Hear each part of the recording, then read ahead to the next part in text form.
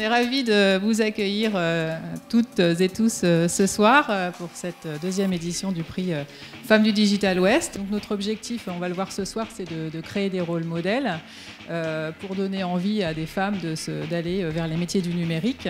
On a un écosystème riche et vous en êtes aussi la preuve. Elles en sont la preuve, ce sont nos finalistes 2015.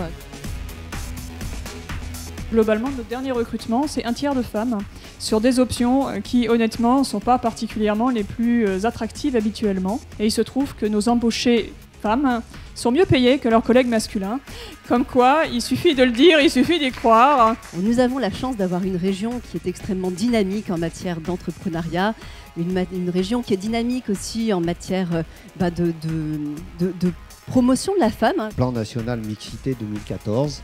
C'est-à-dire qu'on a distingué au nom de l'État, de la nation, un certain nombre de filières, soit parce qu'elles étaient trop féminisées, soit parce qu'elles étaient trop masculinisées, si je peux utiliser ce mot, pour ensemble, avec les acteurs dans leur diversité, essayer de modifier les choses dans un sens ou dans l'autre. C'est bien la mixité, le travail se fait dans tous les sens.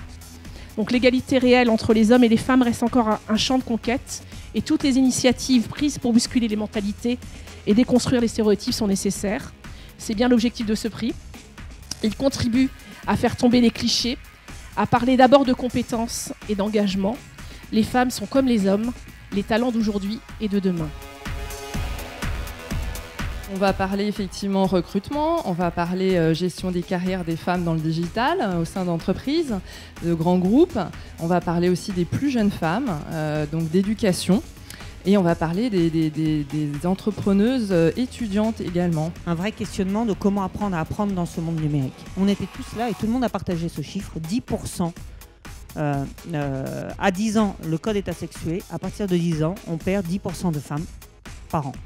Effectivement, c'est un sujet important que la place des femmes dans le digital. Donc, moi, personnellement, je manage une équipe de 1200 personnes. Produire des projets informatiques. Nous avons une action assez forte pour tout ce qui touche à la prise de responsabilité des femmes dans les entreprises, qui touche au poste d'encadrement supérieur et d'encadrement de direction. Et puis nous travaillons essentiellement aussi sur le digital, la culturation du digital, on aura peut-être l'occasion d'y revenir. Pourquoi les jeunes n'entreprennent pas? Il y a une question de précarité qui est très forte. Aujourd'hui, entreprendre, c'est un risque, même avec le numérique. Donc comment est-ce qu'on peut leur donner des clés et des moyens pour qu'ils réussissent à entreprendre jeunes? Alors nous, chez Meiko, on a vraiment à cœur de créer une solution qui soit centrée utilisateur, qui soit vraiment adaptée aux besoins de l'enfant. Donc c'est une ruche traditionnelle en bois, comme vous pouvez le voir, dans laquelle va vivre un réel essaim, que je n'ai pas ramené. Et sa particularité est qu'elle va pouvoir communiquer ses données en temps réel grâce à différents capteurs. Concrètement, comment est-ce que ça fonctionne?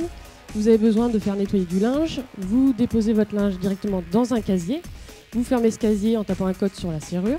Ensuite, vous passez votre commande sur notre site internet en nous indiquant que c'est du pressing, que c'est dans le casier qui est à l'école des mines et que c'est dans le casier numéro 3. Et je me suis dit que j'avais envie de rendre le jardinage ludique et accessible à tous, même pour ceux qui habitent en ville. En quelque sorte, dépoussiérer le domaine vieillissant du jardinage. Comment recréer cette ambiance-là chez soi? Comment savoir que le sol est fait en béton ciré? Et par où commencer? C'est pour ça qu'on a créé Datchme. Donc Datchme nous permet d'allier inspiration et shopping. Nous, on s'est dit qu'il fallait simplifier les usages et proposer une solution qui est Collector Chic pour acheter et vendre en toute confiance des objets d'occasion et au juste prix. Donc il me fallait un moteur puissant, moi, jeune femme qui vais venir parler du digital auprès des collaborateurs. Il fallait une histoire à la fois ludique pour casser les codes tout de suite dans la banque et porter pour autant une stratégie très sérieuse, celle de la région Ouest.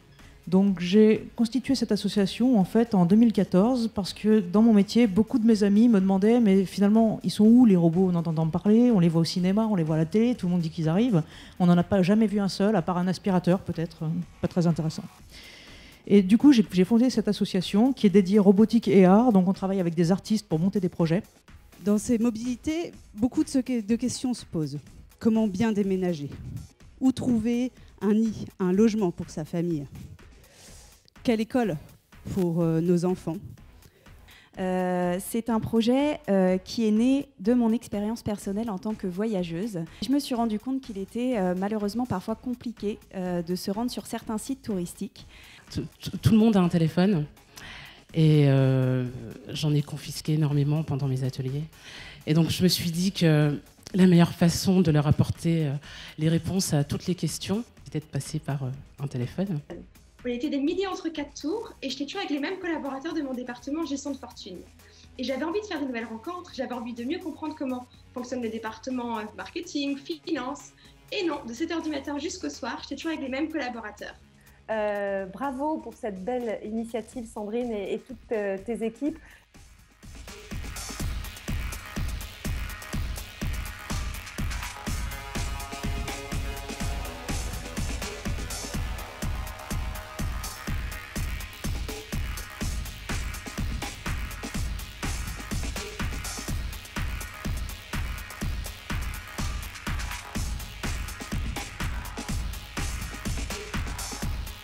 Et merci mesdames, parce que vraiment vous inspirez et vous montrez qu'à Nantes, mais pas que, dans le Grand Ouest, on a des vrais talents, des vraies jeunes pousses qui émergent.